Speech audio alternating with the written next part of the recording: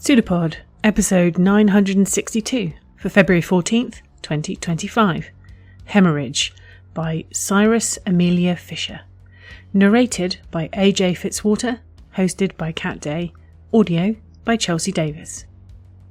Hey everyone, hope you're all doing okay. Happy Valentine's Day. I'm Kat, assistant editor at PseudoPod, your host for this week, and I'm excited to tell you that for this week we have Hemorrhage by Cyrus Amelia Fisher. This story was originally published in the Book of Queer Saints, Volume 2.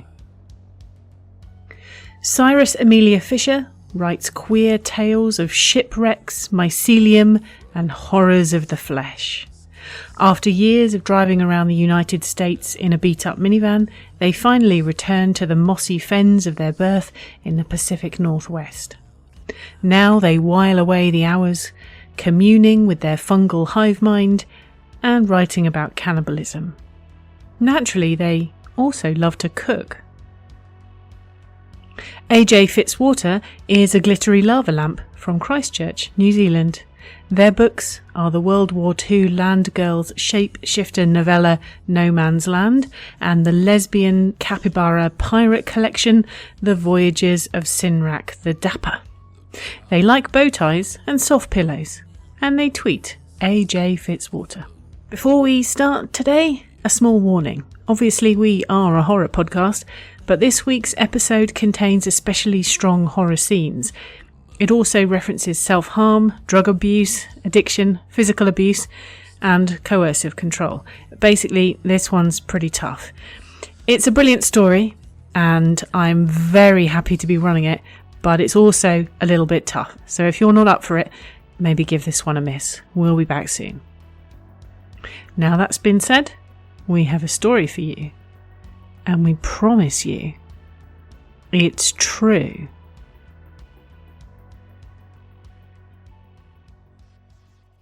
Hemorrhage by Cyrus Amelia Fisher. Narrated by AJ Fitzwater. It's a dumb fight to pick, but I only learned that later. By the time they drag me out the back door of the bar, my face feels the way a Picasso painting looks, all rearranged and probably the wrong colours. Brit swears like a sneezing fit. Her fingers hover over the swollen mass where my face ought to be, as if she can squeeze the swelling out and find me underneath. They're the last words she says before leaving me propped against the alley wall to make sure that she isn't banned for life from the only dyke bar in town. They've been banning me from the joint for years. It's the best place in town to rustle up some skin on skin, whether it's a girl who doesn't ask me about my boyfriend or a brisk uppercut to the jaw. On a good night, it might be both.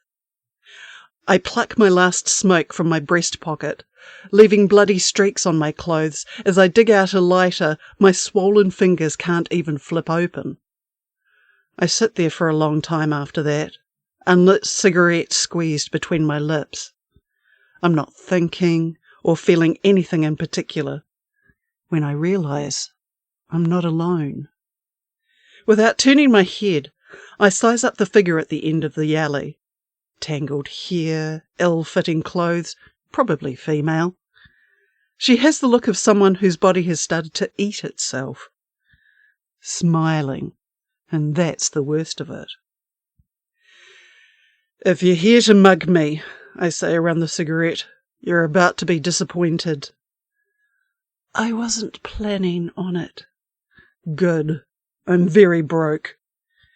Her eyes flick over my swollen face. Broke or broken? Funny. I wiggle the cigarette like a tongue. Mind giving me a light? She crouches at my side and takes the lighter from my hands.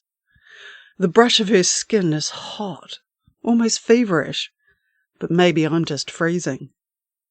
The flame clicks to life and licks my cigarette cherry red. I don't offer her one, mostly because I'm not sure when I'll get my next pack, but also because I'm an arsehole. Thanks, I say, with no depth of feeling. The smoke is bitter on my tongue. I gingerly take the cigarette out of my mouth to spit some blood on the bricks. Most of it ends up on my jacket. My new friend watches the spectacle, crouched too close at my side. I don't feel so good, I announce. 50-50 chance my brain is bleeding out. Sounds like a problem.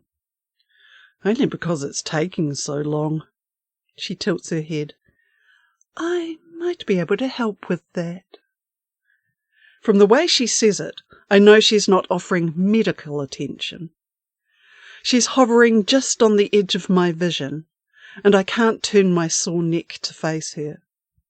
She looks strange from this angle, like that old optical illusion. Look at it one way and you see the maiden. Look at it the other and the hag's mouth slits her throat. I always saw the hag first. I try to remember if I've taken something tonight already.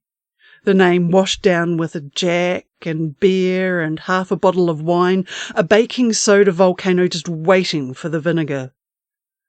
I already know this can only end two ways. I can follow this down to the bottom, or I can call my brother and let him help me. He always knows what to do, what to say, how to get me back on track. But the thing about being off the rails is that you never know where you're going to end up. No such thing as the end of the line. My place is just down the street, I say. Her smile widens. I see teeth. It's a long drop through a dark place before I wake up feeling no pain at all. That in itself is terrifying. On impulse alone, I reach for the nightstand where I keep the painkillers. My hand stops halfway, trailing listless in tension. I can't remember opening my eyes without feeling the walls of my mind falling in, cultivating hangovers because they're less toxic than the thoughts that swarm over the inside of my skull like greasy black cockroaches. My family inheritance, passed down for generations. We eat roach poison. We don't call the exterminator. This morning, the thoughts are still. On reflex, my brain begins to pick its way through the detritus of the night before, trying to prop up an explanation. I'd rather just lie here in the debris field. No hangover, no wounds, or pain, which is what matters. No feeling like I'm wrapped so tightly around my bones they might break. Thin arms slip around my shoulders from behind. You're awake. I lie still with my eyes locked on the opposite wall. My flimsy memories of the night before are suddenly a lot more interesting. Thought you'd have cleared out already, I say to the cracking paint. I'm still here. I'm getting that impression. We're both still wearing our clothes, which gives me some idea of what we didn't do. I remember her offering me my next hit, going back to the apartment, then absence. I feel good, I say, hardly believing the words as I say them. Better than good. What did you give me? Her chuckle stirs the hair on the back of my neck. She smells old and unwholesome, mildew and dust, but if that's the price of feeling this good, I'll roll over and breathe in deep. Do you want me to tell you, she asks, or show you? Can I afford to have you show me? Oh, not at all. Her fingers are drawing circles on the back of my neck now. I stare at the clock, not yet 10:30. I know from experience that dragging the party from night into morning never ends well. And I'm feeling much better now, feeling almost normal. I don't need it. I should send her on her way, get myself cleaned up, do something productive so that when Michael gets back at the end of the week, he won't look at me like I'm everything he expected. Do it anyway, I say, and she does. I feel something crawling over my neck, on my scalp. Her fingers lace into my hair, and then deeper. The questions of what she's doing, of whether I should be scared, drain out of my mind, and leave nothing behind. I bleed out the back of my head and into her hand, a warm, wet trickle, a rush of joy. I don't even feel the needle. Oh my God, I breathe a long time later. What was that? She folds me in her thin arms like the curled legs of a dead spider. Your mind, she says. Come again? I think about reaching up to feel for an injection mark. Thoughts, memories, sensations. The curve of her smile is a knife against my neck. They've been bothering you, haven't they? Runs in the family. My mom to drink, my dad to chewing on a handgun, left my brother and me to find the mess too. I stop, frown. I don't talk about that, I remind myself. It's okay, she says. She sounds very kind, but I can't see her face. You can't lie to me anymore. I took that away, so keep talking. I open my mouth to tell her to fuck off, or at least that's what I meant to do. I mean to roll over, slide out of bed, walk to the door and order her out. But I'm still there, in bed beside her, feeling warm and comfortable and a little bit afraid. Her fingers curl into my hair like she's grabbing the scruff of a dog. This apartment is my brother's, I find myself saying. He found me at rock bottom, living in some basement with a bunch of people whose names I didn't know, messing myself up as badly as I could. He gave me a place to stay, said he'd help me get back on my feet. That was 3 years ago. He pays for groceries, he pays the rent. Sometimes I take money out of his wallet and he lets me, and I fucking hate him for that. By the end, my face is burning in shame. I'm shaking, and I can't stop the words from spilling out my mouth. Thank you. Her voice is so kind. I feel her fingers slip away from the back of my head, and just like that, I have a body again. I dive out of bed, stumbling on my hands and knees until I can haul myself to my feet.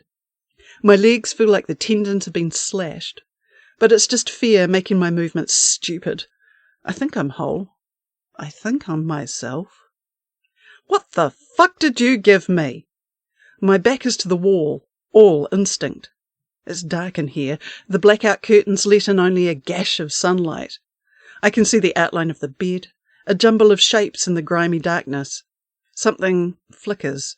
The sound of slithering, movement over the sheets. My breath comes fast and high in my chest as the woman in bed sits up.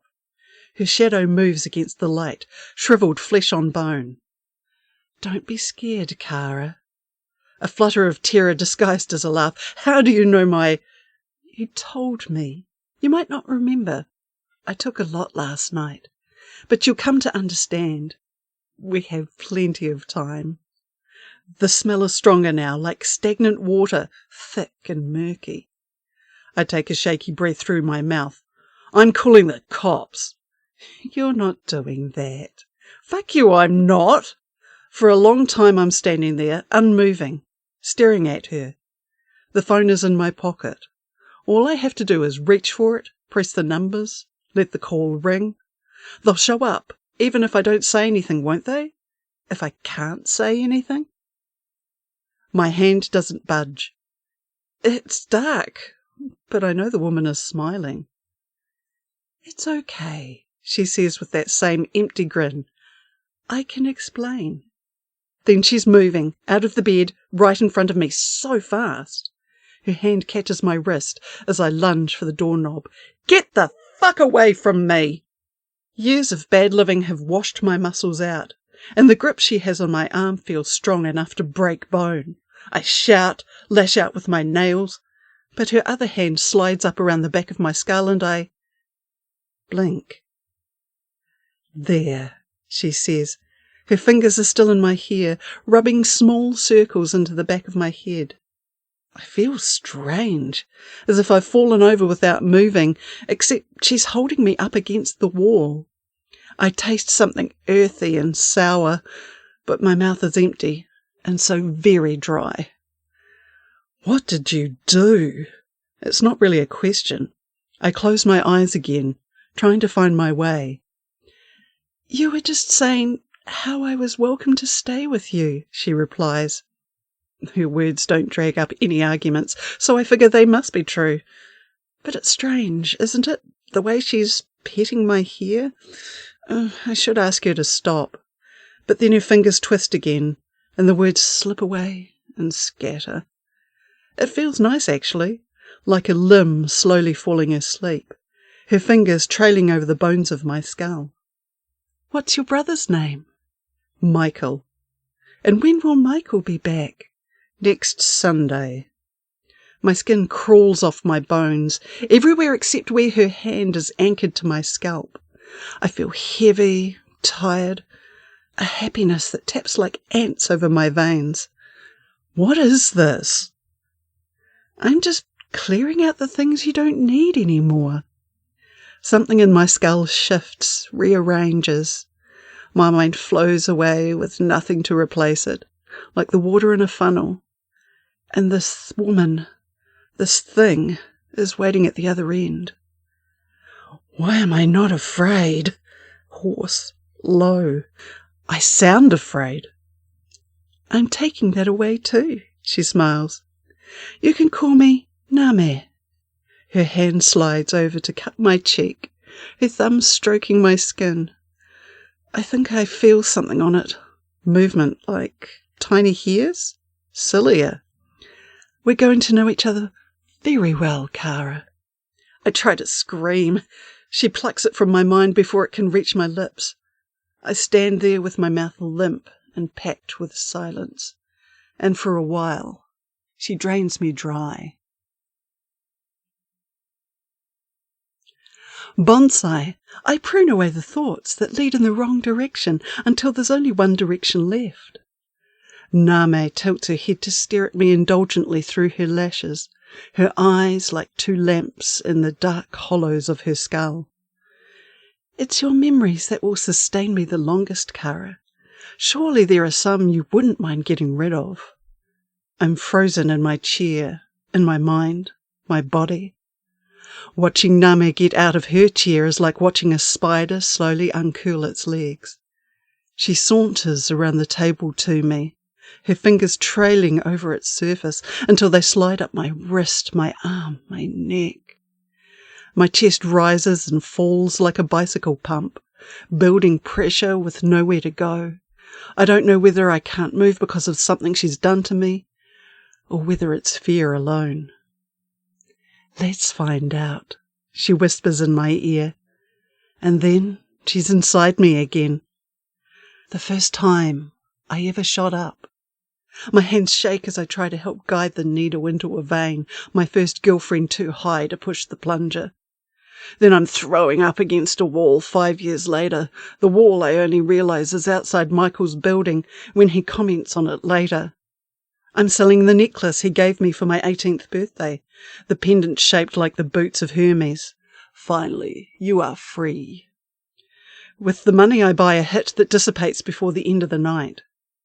Michael notices it's gone and says nothing. I feel Name in my memories like fingers trailing over the spines of some awful and unreadable library. When the fingers withdraw, part of me is gone. There's a vast, glowing contentment in its wake, swelling like rot inside of me. I can't help but sink into it, to cling to what feels good, even though I know it's poison. "You see?" Name says against my hair. I find myself leaning into the touch, even as I begin to understand what she's going to do to me. Her hands slide down to my shoulders, grip tight. "How many nights have you lain awake, trapped in your own head?" Name whispers. "Your dreams, your memories, your thoughts all turning against you. How long have you looked for the one thing could take it all away?" I feel her breath behind my ear, curling in the shape of a smile. "It was me, Kara. It always was." I close my eyes hard. The tears burn my eyes like gasoline. This isn't what I wanted. No, but it's what you're reaching for. She leaves me alone after that, slipping into Michael's room. Through the open door, out the corner of my eyes, I can see her flipping through his books, examining his clothes. As soon as I'm able, I haul myself out of the chair and stumble into my room, dragging the sheet off my bed and heading for the bathroom. I climb into the tub with it wrapped around me, shivering, exhausted even though it's day. My eyes are riveted on the door, which Michael took the lock off after the time I nearly drowned in my own vomit in here. I wait for it to swing open so I can fight or run or just face what's coming. But darkness pushes in from whichever corner I'm not looking, and before long it swallows me whole. Time sloughs off me like a layer of dead skin. I sleep in the bathtub. Name takes up residence in Michael's room like mould colonizing the walls. She strips the numbers off the telephone, takes the handles off the doors, makes them meaningless to my pillaged brain. I'm surrounded by material ghosts, things I can see but not touch or understand. When I'm not exhausted and exuberant with the void Name's fingers leave behind, I pace the apartment with one hand on the wall. I spent hours with my hand on the doorknob, willing myself to turn it. I can't even feel it under my fingers. Much worse is knowing what will happen when the door does open, as soon as Michael gets home. I can see myself standing across the room, a vacant grin fixed on my face where Name has left it, watching him shut the door behind him. I know I have to avoid that, no matter what. The trick is to stop her from realizing what I have planned. And so I offer pieces of myself more freely, before she can root around in my head. I lay back on the couch with my head in her lap and close my eyes, quell the way my skin prickles pleasantly as her fingers slide over it. I offer up the shocking cold as I jumped into my neighbour's sprinklers as a kid, the burn of Jack Daniels and the sour tang of bile as I drank myself into new stupidity behind the high school gym. She takes it all. I think I could give her anything and she'd swallow it whole. There's something almost comforting in knowing there's no part of me she finds unpalatable. Who else would say the name? In those moments, I can almost forget why I shouldn't want to feed her, that each bite I offer is of my own flesh. There's a thick, matted silence behind Michael's door, the room that has become Name's own. Name had been taking food in until she says it wasn't worth it. There isn't enough left. After that, she eats nothing but my mind, and I eat the rotting banana peels at the bottom of the garbage. She strokes my hair as I do. I'm chasing the false hope of half-eaten candy bars abandoned in the back of the coat closet when I find the mirrors. I never questioned why Name took them all down, hardly even noticed. And yet here they are, leaning against the back of the closet with their faces turned to the wall. I push the coats away like clearing the branches in a forest. The mirror is as tall as I am, wood-backed and leaning on the wall. My muscles are weak, but I find the strength to turn it around. That's when I see the monster. I stare at the body for a long time. My body, the new thing that I wear, jutting bones and dark patches and bruises that will never heal. My dead hand held against my chest. Panic flares in my eyes like a match to gasoline. I watch it start to consume everything. Kara. She stands in the doorway, watching me. Clinical. Interested. Please, I whisper. I can't take my eyes off the reflection, watching in horror as its lips move to parrot my words. Please, don't take any more. I'll give you anything. Just stop. What do you have left to offer me?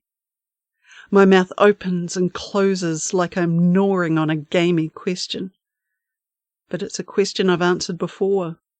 I'm good at getting what I want, especially when I have nothing to trade for it. I've stolen and pawned and borrowed and cheated for so much less than my life. I could bring you someone else. My voice shakes as I say it, and I can't meet her eyes all my own. Someone to take my place. Name steps up behind me, a shadow hanging over my reflection's shoulder. You know I can't let you leave. The mirror calls me back, the thing inside it, waiting to become me. I'm on the edge of something terrible, opening up on every side. God, I don't want to die. I want this to stop more than I want anything in my life, and I've offered worse for less. I remember a face in a dark doorway, disappearing into glittering darkness. Who was he to me? What do I owe him? A number? A word? But what do they mean? I know I love him, but I don't know why. I wouldn't have to leave, I whisper. Michael is coming back. I hate the words as they leave my mouth, but their taste is familiar. Michael is strong. I saved him so many times. He owes me this much.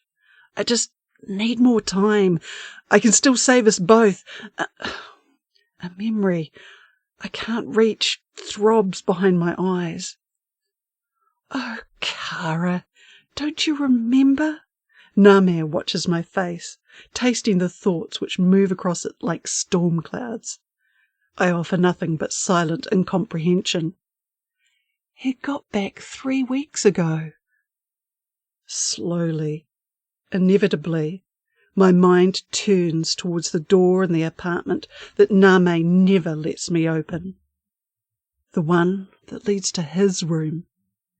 I clutch my dead hand closer to my chest and think about a brain bled dry. Have I heard something moving inside? Shuffling? Breathing? An empty animal sound? Can I hear it even now? How many times do you think we've had this conversation? And afterwards, each time, you begged me to forget. You're lying. It's the only thing I can say. She takes my good hand in hers and leads me to his door. Her hand touches the handle. It's not even locked. Inside, the darkness is close and snarled and dense. And the smell, God, the smell. Urine and sweat and body. Stale air left to ferment. I'm back in the house, in the basement where Michael found me, the one I meant to die in. Name reaches over to flip on the light, and all at once the mound of clothes piled on the bed, the stains running down the mattress, the arm so thin, twisted at an odd angle on the covers. A single fly walks up the skin and stops just below the elbow. I'm not sure when I fall to my knees. There's nothing left in my stomach to drag up. I can't stare at the thing that was my brother, the person I sold, piece by piece, in an effort to save myself. Instead, I look at Name. She stares down at me, her fingers playing with my hair. I reach up to tangle them with my own, and slowly guide them to the place at the back of my head. Looking away is unthinkable. Her eyes are already devouring me. With her other hand she cups my cheek, and I can't help but lean into the touch. Take the rest, I whisper. Her breath should smell like fetid meat, but when she lowers her lips over mine, I taste the mint of my own toothpaste. She takes away my tongue. It's a heavy lump in my mouth as she kisses me, as limp and dead as my hand. My legs go next, sagging where I kneel. She holds me up and takes my eyes, leaving me in the darkness. Every last piece of me unravels into her. Just one last fragment, a memory that flares from nothing like a photograph taking the flame. My body locks up. Lightning strike agony. and the smell of fallen leaves, the first tentative brush of true cold on that autumn afternoon. When she takes the rest, it's a benediction.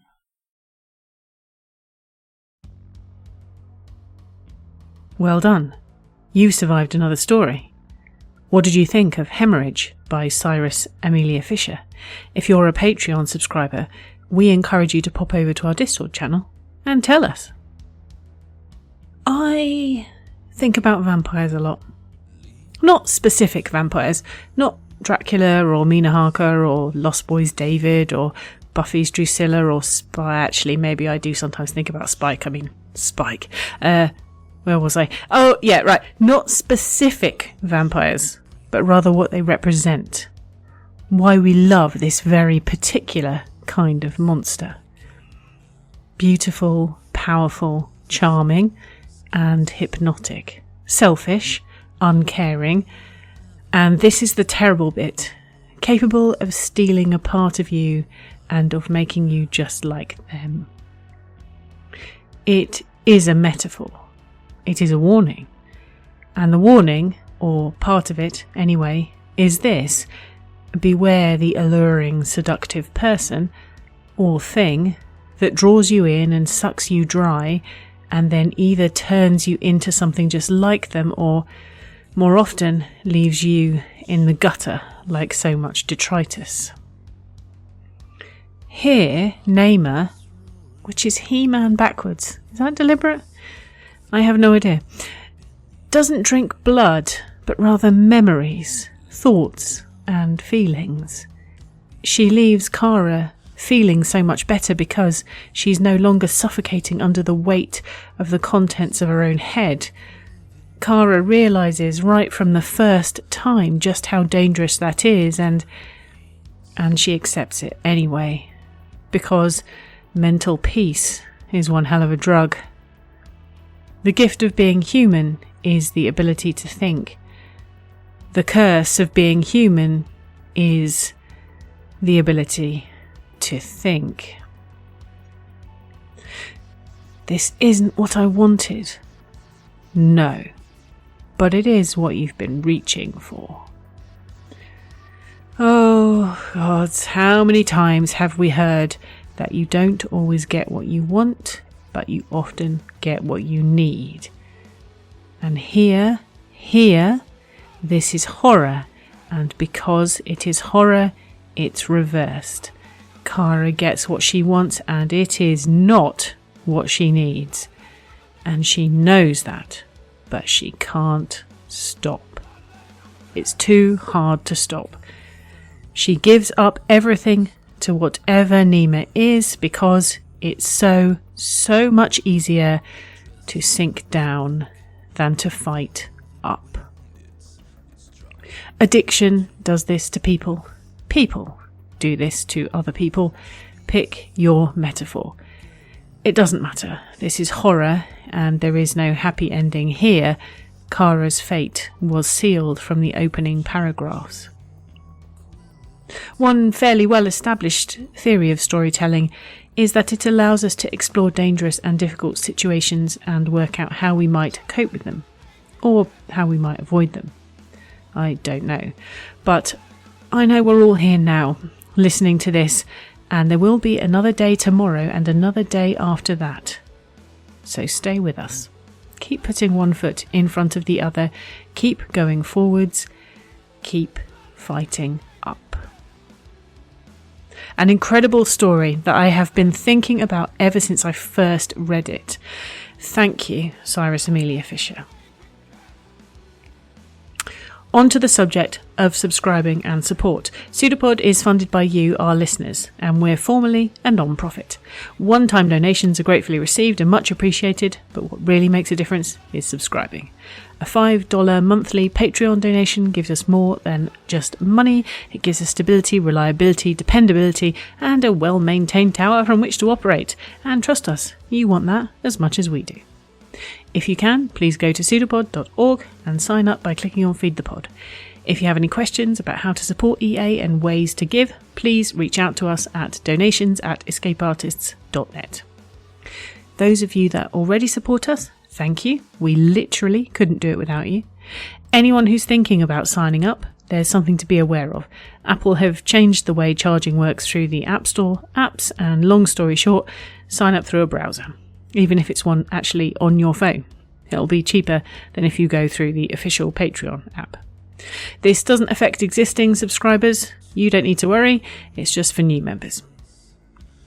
If you can't afford to support us financially, please consider leaving reviews of our episodes or talking about them on whichever form of social media you can't resist the allure of this week. Mind it doesn't eat your soul now. Haha. Anyway, we have a Blue Sky account. We'd love to see you there. Find us at pseudopod.org. If you like merch, you can also support us by buying things from the Escape Artist Void merch store. The link is in various places, including our latest social media posts. PseudoPod is part of the Escape Artists Foundation, a 501c3 non-profit, and this episode is distributed under the Creative Commons Attribution Non-Commercial No Derivatives 4.0 International License. Download and listen to the episode on any device you like, but don't change it or sell it. Theme music is by permission of Anders Manga. Next week we have Mavka by A.D. Sway.